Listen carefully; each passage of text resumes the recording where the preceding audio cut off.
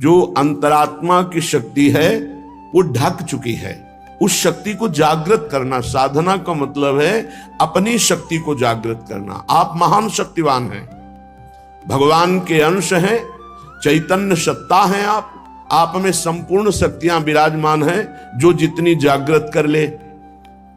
अब वो विषयों में, जो भोगों में रत है, वो अपनी शक्तियों को भूल करके भोगों में शक्तिहीनता का अनुभव कर रहा है उसमें भी शक्ति, पर वो भोगों की आसक्ति के कारण शक्तिहीनता का अनुभव कर रहा है। इसीलिए श्रीपाद कह रहे हैं कि हमें ऐसे भोगी पुरुषों से नहीं मिलना, ऐसे पापी जनों का संभाषण मिलना जुलना नहीं, पर भगवत भाव उनमें भी रखना है, मिलना नहीं है। क्षुधा देह त्यागो वर्मी गृहस्थैर नहीं मिला, मैं ऐसे गृहस्थों से मिलूंगा ही नहीं जो भगवान की चर्चा, जिनको सुहाई नहीं देती, जो नाम जप नहीं करते, जो पापाचरण करते हैं। उनके द्वारा दिया हुआ थोड़ा भी अन्न हमारी बुद्धि को भ्रष्ट करके भगवत विमुख कर देगा, पक्की बात। विरक्त हो करके यदि जो गुरु मंत्र नहीं लिए पापाचरण करता है, अधर्मी है, ऐसे का प्रतिग्रह लिया जाए तो बुद्धि भ्रष्ट हो जाती है। और जो भगवत आश्रित रहते हैं तो भगवान ऐसे जनों को सामने आने ही नहीं देते। उनके द्वारा निर्धारित वही आपका भरण पोषण होगा जो आपकी बुद्धि को मंगल प्रदान करे, क्योंकि योगक्षेमम वहाम्यहम्, उसके योगक्षेम का वाहन भगवान करते, उसको चिंतन नहीं करना पड़ता कि कौन अशुद्ध है कौन शुद्ध है। आएगा ही नहीं अशुद्ध आएगा ही नहीं, क्योंकि भगवद आश्रित है। योगक्षेमम वहाम्यहम्, श्री भगवान कर है। म्यपि श्रेयः प्राप्तो न युवति समीपम क्षण में, एक क्षण भी एकांत में विपरीत शरीर जहां से हमारा काम भाव प्रकट होता है, उसको आपस में एक मिनट भी एकांत में समय नहीं देना चाहिए। अगर देगा तो भ्रष्ट हो जाएगा। तस्मात् शास्त्रम प्रमाणम, ये शास्त्र प्रमाणित है। कादर की कोठरी में कैसो भी सयान हो जाए, दाग लागी है, पै लागी है, पै लागी है। बहुत सावधान। जिनको सेवा दी गई है कि आप समाज सेवा कीजिए, तो उनको भागवतिक बल भी दिया जाता है, केवल सेवा ही नहीं दी जाती। उनकी निर्विकारता उनके इष्ट और गुरु के बल से सुरक्षित होती है। देखो, अगर नाटक करोगे तो माया तुम्हारे सामने नाटक फैला देगी, नहीं निकल पाओगे। सच्चाई से चलोगे तो माया माँ है और कोई दूसरी वस्तु नहीं है। वो माँ की तरह दुलार करके आपको भगवान के चरणों में पहुंचा देगी। ये सब माया ही है। ये माइक माया है, आवाज माया है, ये शरीर माया है, ये जो भी आप देख रहे हैं, गो गोचर जहां लघु मनुजाई सो सब माया जानो भाई। ये माया आपकी मुक्त अवस्था को पहुंचाने के लिए है। अगर आप माया को भोक्ता भाव से देख लेंगे तो आप पतित हो जाएंगे। वो मां है। श्री भगवान के आश्रित जो भक्तजन होते हैं वो शास्त्र आज्ञा का पालन करते। एक क्षण भी शास्त्र आज्ञा की अवहेलना प्रमाद में की तो फंस जाओगे। वो तो भगवान कृपालु हैं, कृपा करके फिर उसको रास्ता देते, नहीं तो माया रास्ता बंद ही कर देती है, आगे चलने का रास्ता नहीं रह जाता परमार्थ का। तो कह रहे एक क्षण भी शास्त्र विरुद्ध आचरण के लिए किसी को समय मत दो। कोई तुम्हारा मित्र नहीं है, परमार्थ के सब विरुद्ध हैं। एक संसार प्रकृति विरुद्ध करे तो का कीजिए, और आगे के दाझे गए भज पानी में आग लगे तो का कीजिए। एक संसार दुष्ट की संगति ताहू में तुम पुष्ट करावो। क्या भगवत आश्रित हो करके आप अगर मनमानी आचरण शास्त्र विरुद्ध करते हैं तो आपका मंगल हो सकता है? शास्त्र विरुद्ध आचरण करने वाले का कभी मंगल नहीं होता, इसलिए सावधान। देखो, श्रीधाम वृंदावन वास करने वालों को हमने कई बार सत्संग में प्रणाम किया है कि आप रिक्शा चलाते हैं, आप छोटी मोटी दुकान रखते हैं, आप पोछा लगाते हैं यहाँ ब्रजवासियों के घरों में, और आप किसी भी तरह अपने जीवन, तो हम आपको प्रणाम करते हैं। क्यों आप निश्चल और निष्कपट होकर के भगवत धाम का वास करके वृंदावन की प्राप्ति के लिए आप ऐसा कष्ट सहकर कर रहे हैं। लेकिन इसमें छल कपट नहीं, इसमें तिलक कंठी और वेश का दुरुपयोग नहीं। इष्ट और गुरु को गाली पड़ेगी, तुम्हारे सब पुण्य नष्ट हो जाएंगे। सात्विक वेशभूषा का हमने आदेश किया है कि आप अपने घर में पैंट शर्ट पहन सकते हैं। सात्विक वेशभूषा का आप सम्मान करें। आपके द्वारा कोई वार्ता, कोई चेष्टा, कोई ऐसी करनी हो जाए तो आपके इष्ट और गुरु को गाली मिलेगी। आप इस पर सावधान रहें। आपके इष्ट और गुरु आपका हित कर रहे हैं, आपका हित नहीं। वनवास कर रहे हो, आप वनवासी वेशभूषा में रह सकते हैं। आप वनवास वृंदावन में आप सेवा कर रहे हैं, आप कर सकते हैं। आपके गले में पड़ी होगी गुरु की लॉकेट, आपके मस्तक पर श्री जी का चरण चिन्ह, आप कंठी धारण किए हुए हैं, तो आपको शांत, सौम्य, गंभीर, प्रिय बर्ताव करना है। अशांत और निगेटिव व्यवहार करने वाले पर भी आपको शांत और सकारात्मक भाव, कोई बात नहीं, आप जा सकते हैं। वो फिर नाराज हो रहा है, फिर हम हाथ जोड़ रहे हैं। हमें मार पीट, गाली गलौज, छल कपट नहीं करना। और जो यहां आसपास दुकान रखे हुए हैं उनसे हमारी प्रार्थना है, राधा केली कुंज से आपका कोई संपर्क है नहीं, आप दुरुपयोग मत कीजिए वेश का, आप इस स्थान का दुरुपयोग मत कीजिए, नहीं तो आपका वृंदावन वास छूट जाएगा और ऐसी समस्याओं में फंस जाओगे, निकलना मुश्किल हो जाएगा। हमारा संकेत समझ लीजिए, किसी से कोई संपर्क नहीं, सब अपनी अपनी दुकानें लगाए हुए हो। जो विविध प्रकार से सफेद वेश धारण करके, कंठी धारण करके, बाल रखा करके और इसके बाद गंदा आचरण करते हैं, वो अपने गुरु और इष्ट का और धाम का अपराध करते। ऐसे लोग कभी धाम में नहीं मरते। हमारा भूख से शरीर छूट जाए लेकिन हम अधर्म आचरण नहीं करेंगे। सबके ऊपर कानून शास्त्र है और शास्त्र संतों के हृदय से प्रकाशित होता है। वृंदावन वास का मतलब है निष्कपट सरल ढंग से तुम्हारा श्री जी भरण पोषण करेंगे।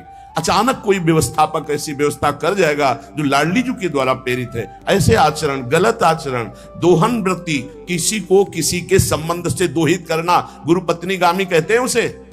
गुरु पत्नी गुरु के सबके पत्नी थोड़ी होती है, वो तो ब्रह्म ऋषि जो कुछ ऐसे कुल परंपरा जिनकी चली हुई है और बकाया सब जो विरक्त हैं, वो गुरु पत्नी गामी का दोष कैसे लगता है? गुरु के नाम पर उनके द्वारा दी हुई संपत्ति का भोग करना गुरु पत्नी गामी कहा जाता है। श्री जी के द्वारा व्यवस्था होना, गुरु जी के द्वारा व्यवस्था होना एक अलग चीज है। आप उनके नाम, उनकी छाप का प्रयोग करके आप दोहन वृत्ति रखते हैं, ये गुरु पत्नी गामी का अपराध महापापों में आता है। इसलिए सब कोई सावधान होकर वृंदावन वास करो। वृंदावन वास के लिए कह रहे क्षुधा देह त्यागो वर्मी गृहस्थिर नहीं मिला। आपने माना कि 5 ग्रंथ बेचे, 5 कंठी बेची, 5 माला बेची, आपको 100 रुपया मिला, तो आप आधा किलो भोजन पाएंगे ना, जो सब्जी दाल 100 रुपए में आपको बहुत बढ़िया आनंद मिलेगा। और आप ये जो हजारों रुपए, तो आपकी विलासिता, भोग बुद्धि बढ़ेगी और पापाचरण बढ़ेगा, धाम से निकाल दिए जाओगे। कहीं ना कहीं ऐसा भयानक रोग होगा, भागोगे यहां से, अशांति पैदा हो जाएगी। बहुत सावधानी की जरूरत है। आप अगर अपनी ये सावधानी नहीं रखेंगे तो ये धीरे धीरे बुद्धि को भ्रष्ट करती चली जाएगी। ऐसी व्यवस्था से रहो, ऐसा कार्य करो जिससे कम से कम निष्कपटता, सरलता, सच्चाई तुम्हारे जीवन में बनी रहे, छल कपट ना रहे। नपि श्रेयः प्राप्तो न युवति समीपम क्षणमय। ये मौत की भी मौत है बाबागिरी। काम, क्रोध, लोभ, मोह, मद, मत्सर, इन सब को मार दिया जिसने, और मौत की मौत, मृत्यु का भी भय जिसके अंदर से खत्म हो गया, उसे कहते फकीर। फिकर फार फकनी करे ताको नाम फकीर। फकीर का मतलब खिलवाड़ समझ लिया क्या? अगर हिम्मत है तो अपने घर से अनुमति लेकर के पूर्ण मर्यादा के अनुसार और जीवन भर न रुपया के सहारे, एकमात्र भगवान का सहारा। बहुत सावधानी से धामवास करो। ऐसा मत प्रयोग करो, दोहन वृत्ति मत रखो। गुरु के नाम की, गुरु के प्रभाव की दोहन वृत्ति तुम्हारा पतन करा देगी। ये गुरु पत्नी गामी का कलंक उसको लगता है। बहुत सावधान। गुरु की बेटिया से मिले रहना, ना कुछ लेना न देना, मगन रहना। अब हम आश्रित है तो भरण पोषण गुरु के द्वारा हो रहा है, वो बात अलग है। दोहन वृत्ति नहीं। ना शास्त्र गुरु कोटि भीर न खलु लोक निंदा सतैर। महानर दृष्टि भीर नहीं विपत्ति सौखेर नहीं। करोड़ों करोड़ों बार शास्त्र समझा रहे, गुरु समझा रहे, तुम्हारे समझने की शक्ति नष्ट हो चुकी है। देखो, शक्ति मां है। जैसे हम बार बार कहते हैं, माताओं बहनों में जननी भाव, पूज्य भाव, क्योंकि उससे आपके अंदर शक्ति बढ़ेगी।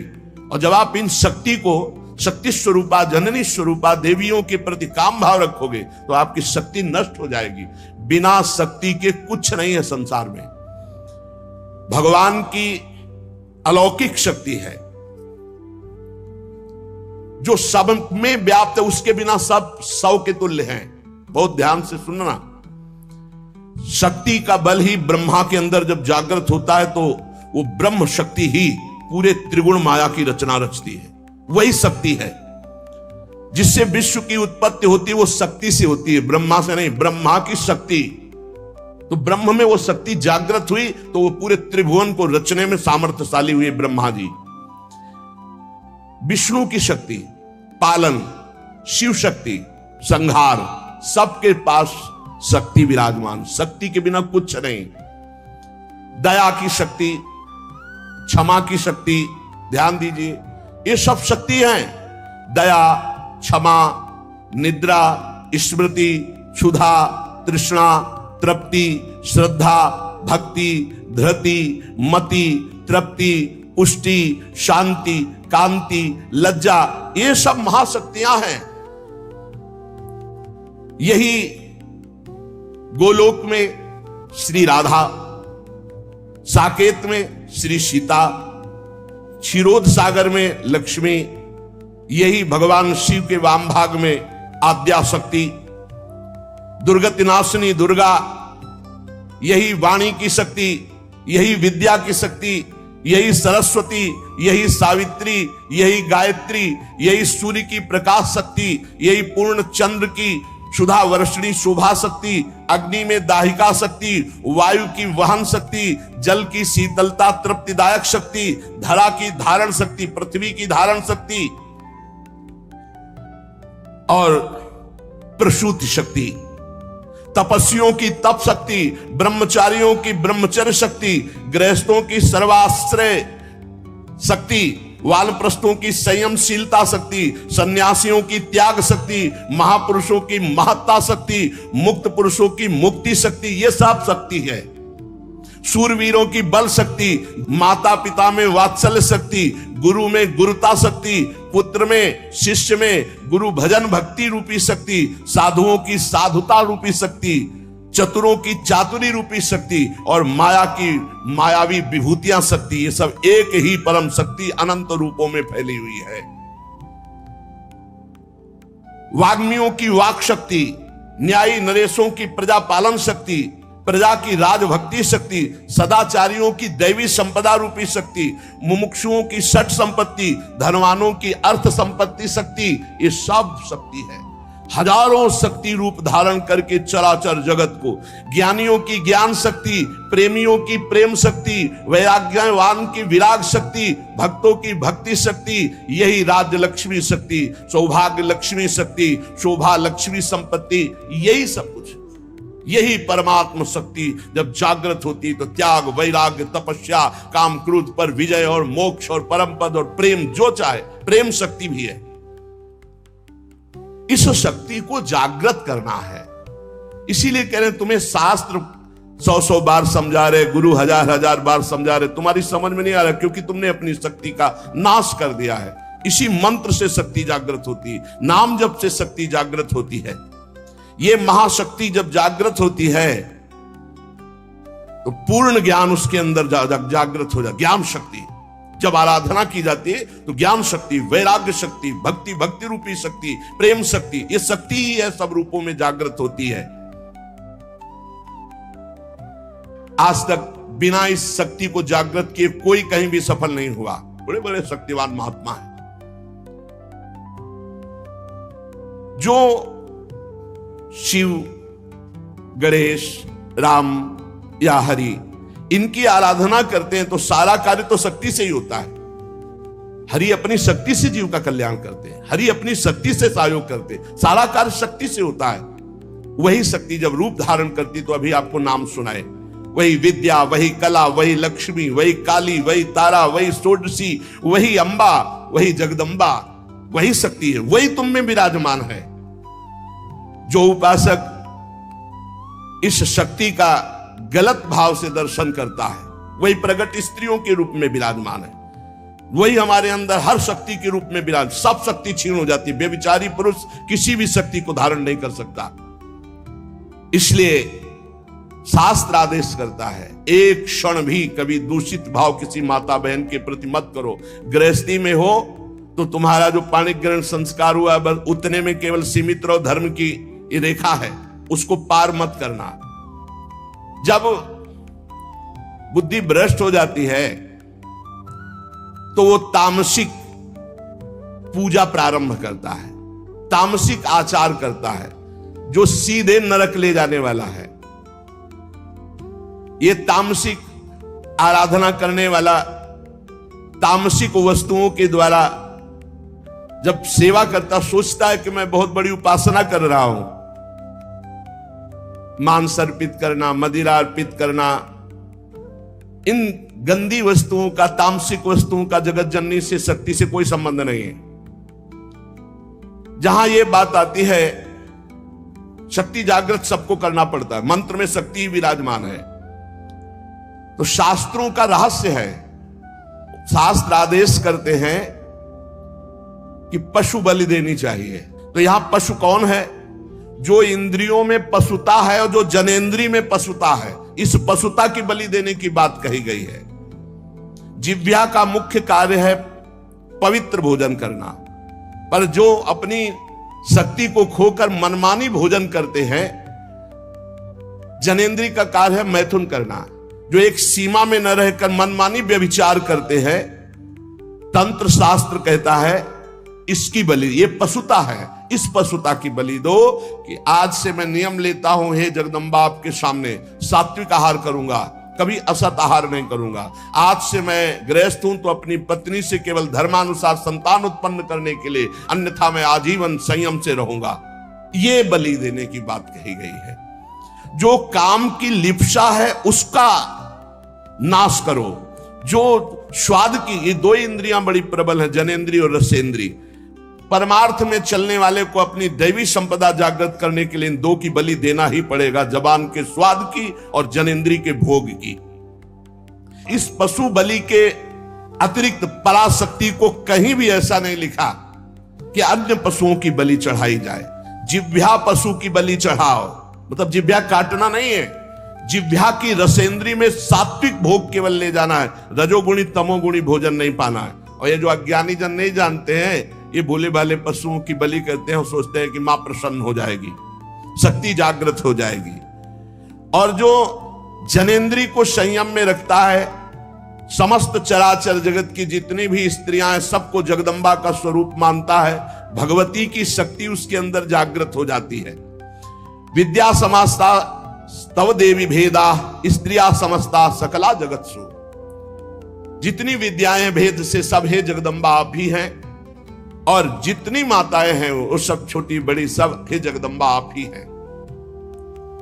जो गृहस्थाश्रम का व्रत धारण किए एवं पितृ ऋण से मुक्त होने के लिए केवल संतान उत्पत्ति के लिए अपनी पत्नी से सहवास करते हैं और निरंतर भगवत भजन करते हुए संयम से चलते हैं, उनको भी ब्रह्मचारी ही कहते हैं, उपासक ही कहते हैं।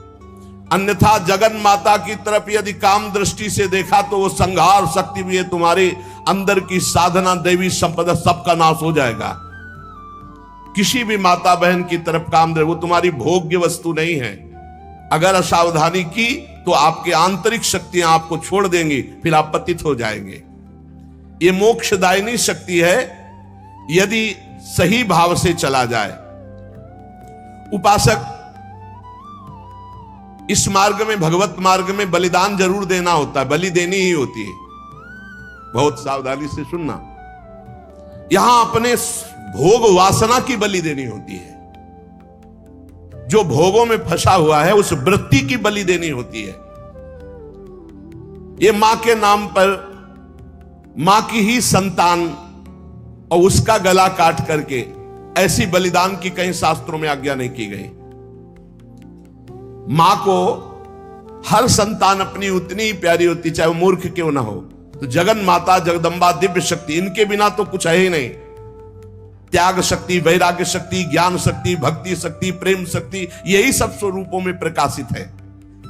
जो मूर्ख मां के प्यारे बच्चे की मां के सामने बलि चढ़ाता है, मां उसके धन जन बुद्धि बल ऐश्वर्य सत्ता इस सब का नाश कर देती है। ध्यान देना, ये जो मुर्गा मुर्गी बकरा बकरी माता के सामने चढ़ाते हैं कि हम मां प्रसन्न हो जाएगी, दीनहीन दुखी उस पशु को जो कुछ नहीं कर सकता है, तुम मां की कृपा प्राप्त करने के लिए मां के सामने मां के बच्चे को मारकर, मां को वो खून चढ़ाकर तुम जानते हो मां प्रसन्न हो जाएगी। तो स्पष्ट लिखा है तुम्हारा सारा धन जन बुद्धि बल ऐश्वर्य सत्ता सबका नाश कर देगी वो मां, क्योंकि तुम उसके खिलाफ कार्य कर रहे हो।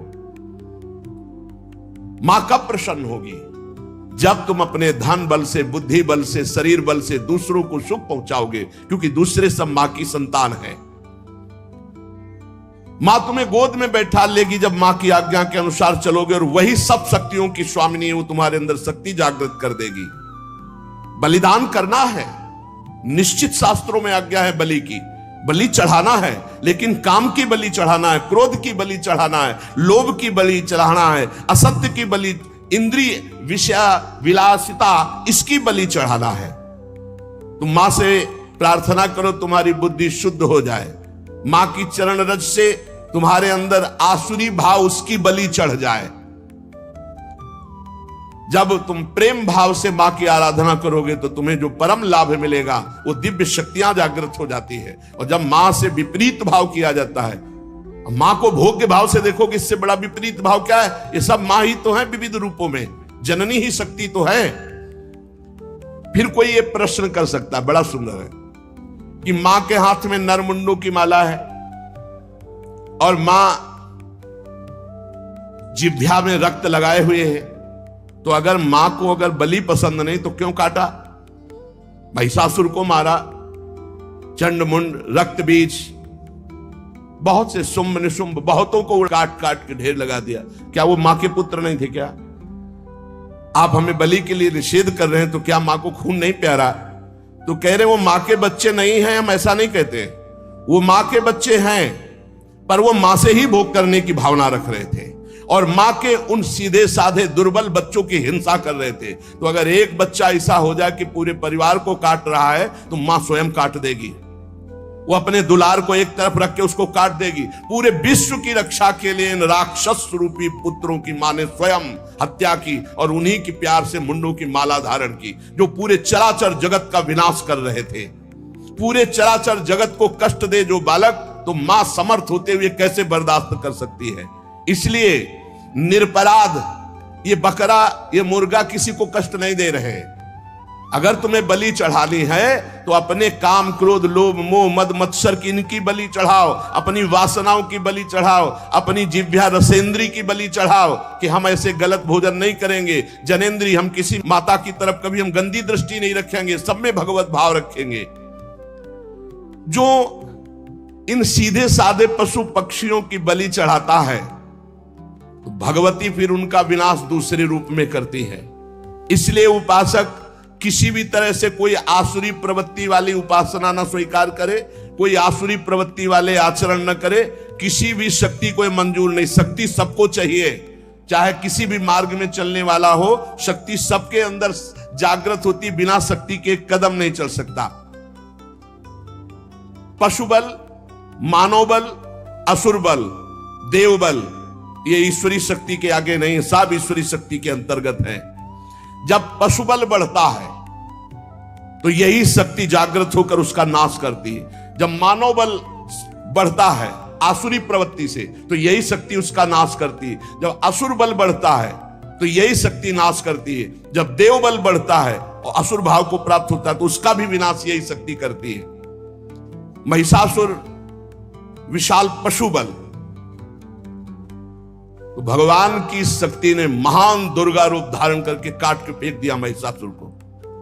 मानव बल जैसे कौरवों में बढ़ा, मानव बल जैसे बाणासुर में बढ़ा, मानव बल शास्त्राबाहु अर्जुन में बढ़ा, परशुराम की शक्ति ने काट के फेंक दिया। श्री कृष्ण शक्ति ने बाणासुर को सीमित कर दिया, श्री कृष्ण शक्ति ने कौरवों का विनाश कर दिया। मानव बल, जब अपनी मर्यादा से कोई बल बढ़ता है, भगवान की दिव्य शक्ति उसका शासन करती है। जैसे रावण का असुर बल बढ़ा, भगवान ने रान को कुल रोवन हारा। जब इंद्र देवता का दैव बल बढ़ा तो गिरिराज जी उठाकर सारा बल उनका चूर कर दिया, घमंड चूर कर दिया कि मैं देवराज हूं। ईश्वरी शक्ति चारों तरफ से आपको घेरे हुए है। आप साधारण नहीं है, आप भगवान के अंश है। आप मर्यादा से चलेंगे, आप सत्य मार्ग में चलेंगे तो आपके अंदर ईश्वरी शक्ति जागृत होगी, और असत्य मार्ग में तो वही ईश्वरी शक्ति आपका विनाश कर देगी, ऐसी जगह ले जाएगी कि आपका नाश हो जाएगा। इसलिए आप अपनी शक्ति का जागरण करें, ना कि अपना नाश अपनी ही शक्ति से करवावे। यही बुद्धि शक्ति, या देवी सर्वभूतेषु बुद्धि रूपेण संस्थिता नमस्तस्यै नमस्तस्यै नमस्तस्यै नमो नमः। यही दैवी शक्ति आपको गलत सलाह दे देगी। जब आप गलत आचरण में जाओगे, अधर्माचरण करोगे, तो बुरी दशा आने के पहले बुद्धि बदली जाती है। जाका विधना दारुण दुख दीन, ताकि मति पहले हर लीन। मति माने बुद्धि, बुद्धि का अपहरण हुआ, जीव का नाश हो गया। इसलिए श्रीपाद प्रबोधानंद जी कह रहे, तुम्हारे अंदर शक्ति है कोटिभीर्ण। शास्त्र गुरु करोड़ों करोड़ों बार समझा रहे, तुम्हारी समझ में नहीं आ रहा। तुम खलु लोक निंदा सतई, 100 बार तुम्हारी निंदा हो रही, ऐसे आचरण करते हो, फिर भी तुम्हारी समझ में नहीं आ रहा। महान दृष्टिभीर नहीं विपत्ति सौखेर नहीं। अब महाविपत्ति आने वाली है, अब क्या करोगे? क्योंकि जो तुमने कर्म किया वो तुम्हें भोगने पड़ेंगे। पूर्व से अभी इसी जीवन में आप अपने जीवन को झांक करके देख लीजिए, आपके जीवन में क्या क्या हुआ है। आप खुद इस बात के गवाही हैं कि अगर वो केस खुल जाएं जो आपके जीवन में हुए हैं, तो नरक, जेल और निंदा, इसके सिवा कुछ नहीं है। आज भगवान की कृपा हुई कि सबको ढक करके तुम्हें उत्तम मार्ग में चलाने के लिए भगवान अवसर मिल गया है। अब तो होश में हो जाओ। श्रीपाद कह रहे, लेस मात्र कहीं भी सुख नहीं है, यह धर्माचरण तुम्हें महान दुख प्रदान करेंगे। हाय हतभाग्य, फिर भी वो कामांध होकर दूसरी माताओं की तरफ भोग दृष्टि से देख रहा है। मनागपि नोत्सहे हतमनो युवत्या हृतम, निरोधभूत मत ईदृशम किम वितासे वृंदाटवी। कैसे वृंदावन तुम्हारा कल्याण कर देगा, कैसे तुम्हारा वृंदावन रक्षा कर देगा, यदि वृंदावन में माताओं बहनों के प्रति तुम काम दृष्टि रखोगे। हाय हाय, हजारों बार करोड़ों बार गुरु समझा रहे, शास्त्र समझा रहे, फिर भी तेरी समझ में नहीं आ रहा। और मैं स्वयं कह रहा हूं कि लेस मात्र सुख इसमें नहीं। श्रीपाद कह रहे, मैं स्वयं कह रहा हूं कि लेस मात्र इसमें सुख नहीं, फिर भी तू माताओं बहनों की तरफ काम दृष्टि, दोष दृष्टि, भोग दृष्टि रख रहा है। कैसे तुम्हें वृंदावन रक्षा करेगा, कैसे तुम्हारे वृंदावन हृदय में प्रेम प्रकाशित करेगा, जब बार बार शास्त्र आज्ञा और गुरु आज्ञा का उल्लंघन कर रहे हो।